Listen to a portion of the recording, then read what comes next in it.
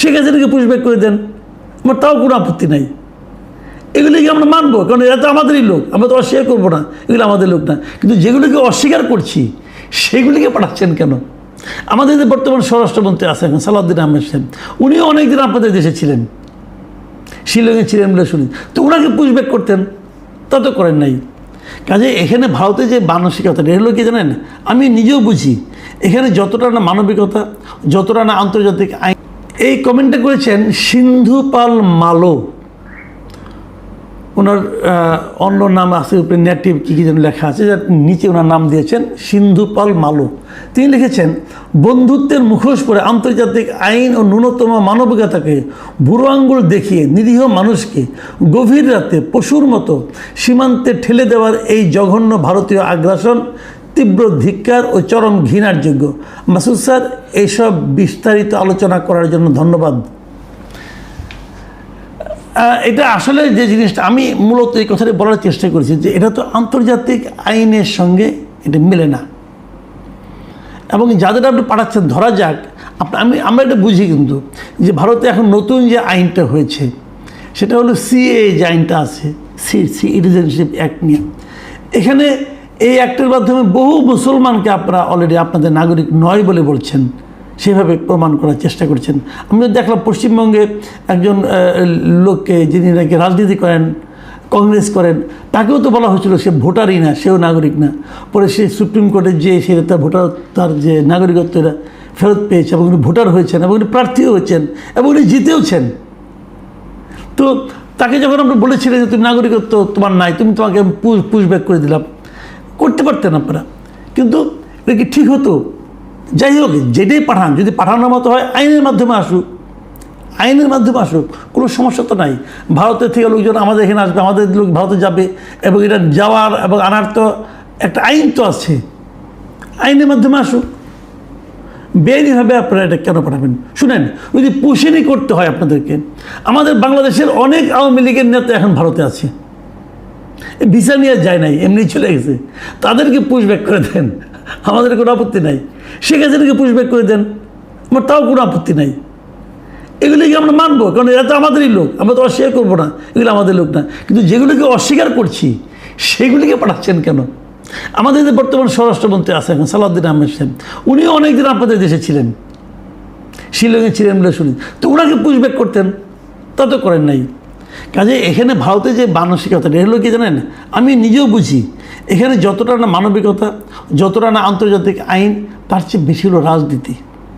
এই রাজনীতিটা সবাই যার যার সুবিধার জন্য করে, কিন্তু আপনাদের রাজনীতি অথবা আমাদের গভর্নমেন্টের রাজনীতি, যেমন আমাদের আসিম নজরুল হুট করে বলে বসলো 26 লাখ ভারতীয় নাকি বাংলাদেশে আছে, রাজনীতির ভাই এগুলো। এই সমস্ত রাজনীতি ওনারা করেন, মাঝখান থেকে ক্ষতিগ্রস্ত কে হয়? ক্ষতিগ্রস্ত হয় সাধারণ মানুষ। আপনারা ভাবুন, এই যে হুজুকে আপনি একটা লোক কোথায় পাঠিয়ে দিচ্ছেন, তার হয়তো ফ্যামিলি ওখানে রয়ে গেছে, সে এখানে এসে কোথায় এসে কার সঙ্গে থাকবে, কীভাবে সেট করবে, একবার ভাবছেন? আমরা এই জায়গাগুলি বলি, সাধারণ মানুষের এই ভোগান্তিগুলি আমাদের কিন্তু বুঝতে হবে। মোস্তফা কামাল লিখেছেন, মাসুদ ভাই, আমি একটা কলেজের শিক্ষক, আমি প্রায় 15 বছর যাবৎ একটা শিক্ষা প্রতিষ্ঠানে চাকরিরত আছি। এই সময়ের মধ্যে আমার প্রায় 8-9 জন হিন্দু সহকর্মী অবসরে গিয়েছেন, কিন্তু অত্যন্ত পরিতাপের বিষয় যে আমার প্রাক্তন সহকর্মীদের মধ্যে মাত্র একজন এই দেশে আছেন, আর বাকি সবাই সকল অবসরকালীন সুবিধা নিয়ে বর্তমানে স্থায়ীভাবে সপরিবারে ভারতে বসবাস করছে। আর বাকি যে একজন এদেশে আছেন, তিনি এদেশের একটি রাজনৈতিক দলের উপজেলা পর্যায়ের একজন দায়িত্বশীল নেতা, এবং এদেশে তার অঢেল সম্পদ রয়েছে। আমার মনে হয় এই পিছুটা না থাকলে উনিও এই দেশ ত্যাগ করতেন। এভাবে প্রতি বছর বাংলাদেশ থেকে ভারতে একটা বড় অঙ্কের সম্পদ সকলের অগোচরে পাচার হয়ে যাচ্ছে। স্বাধীনতার পর থেকে সকল সরকার এটা দেখেও না দেখার ভান করে বসে আছে। এটা আমাদের অর্থনীতির জন্য একটা মারাত্মক হুমকি বলে আমি মনে করি। মানে এই যে মোস্তফা কামাল সাহেব যে কথাটা বললেন, আমি তো দেশে থাকি, আমার অভিজ্ঞতার সঙ্গে কিন্তু এগুলো মিলে যায়। আমি একটা অভিজ্ঞতার কথা আমাদের ওই প্রোগ্রাম, ওই আগের কন্টেন্টে বলেছিলাম, এটা দেখলাম এটা নিয়ে অনেকে অনেক কথাবার্তা বলে। ভাই, আমি যা কথা বলেছিলাম তার নাম ছিল দিলীপ দেবনাথ, উনি একজন ভালো সাংবাদিক ছিলেন, ওনাকে সবাই চিনে। আমি যে কথাগুলো বলেছিলাম, বাংলাদেশে যারা আছেন, যারা সাংবাদিকতা করেন, তারাও কিন্তু এটা মিলিয়ে নিতে পারবেন যে দিলীপ দা কীভাবে থাকতেন, একা থাকতেন, তার ছেলেমেয়েরা সবাই চলে যেতেন ওখানে, এবং উনি টাকাগুলি পাঠাইতেন এখান থেকে। ওনার নরসিংদীতে বাড়ি ছিল, আমাদের সঙ্গে সাংবাদিকই ছিল তো। কাজে এখান থেকে অনেক হিন্দুরাই কিন্তু সহায় সম্পদ যা ছিল সব বিক্রি করে নিয়ে ইন্ডিয়ায় চলে গেছে। এটা হয়েছে, আমি অস্বীকার করি না। আবার আমি এটাও স্বীকার করি, যারা গিয়েছে তারা কিন্তু সহায় সম্পদ ঠিক দামে বেচতেও পারে নাই, কিন্তু ওইটাও হয়েছে, তারা প্রতারিত হয়েছে, ক্ষতিগ্রস্ত হয়েছে, এটাও ঠিক ভাই, বাস্তবতাটা স্বীকার করতে হবে।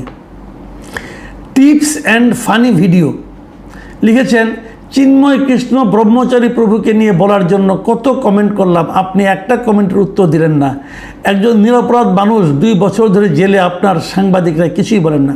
ভাই এটা নিয়ে আমি বলেছি একবারও, আমি আবারও বলি, আমি কিন্তু এই চিন্ময় কৃষ্ণ ব্রহ্মচারীকে কেন আটকে রাখা হয়েছে এটা আমি এখনও বুঝি না।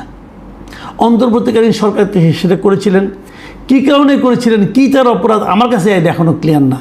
অন্য কোনো ষড়যন্ত্র থাকতে পারে ভেতরে, আমি জানি না। তবে আমি নিজে দাবি জানাই যে এই চিন্ময় প্রভুকে ছেড়ে দেওয়া হোক। এটা লিখেছেন কায়েস খান, তিনি লিখেছেন, কামাল ভাই, দুবাই প্রবাসীদের নিয়ে কিছু কথা সরকারকে বলবেন। আমরা সবাই মহা বিপদে আছি, ভিসা রিনিউ হচ্ছে না, অনেক প্রবাসী দেশে চলে আসছে, অনেক অবৈধ হয়ে যাচ্ছে, কেউ কিছু বলছে না। আমি সরকারকে অনুরোধ করব এই বিষয়টা নিয়ে আপনারা সিরিয়াসলি দেখেন। এটি সংক্রান্ত দুবাইয়ের এই সমস্যাটার কথা আমি আগেও শুনেছি, অনেকেরই ভিসা রিনিউ করা হচ্ছে না। এই ব্যাপারে সরকারের একটা পদক্ষেপ নেওয়া উচিত বলে আমি মনে করি। শওকত মজুমদার লিখেছেন, মাসুদ ভাই, আমি কাতার প্রবাসী, আমি যেখানে থাকি তার নাম সানাইয়া, আমেরিকার আল উদাইদ ঘাটির একদম কাছে। আর আমার কাছাকাছি অনেক প্রবাসী ক্যাম্প রয়েছে, তাতে শত শত বাঙালি থাকে। যুদ্ধ লাগার শুরু থেকে এখন পর্যন্ত অনেক প্রবাসীর কাজ চলে গেছে, আর এখনও তারা কাজ পায়নি। আমি কতজনের নাম বলবো, এরা সংখ্যা অনেক। আর দূতাবাস কোনো সমস্যার সমাধান তো দূরের কথা, তারা কোনো তথ্য সংগ্রহ করে নাই। তাই প্রবাসীরা দূতাবাসের প্রতি আস্থা হারিয়ে ফেলেছে।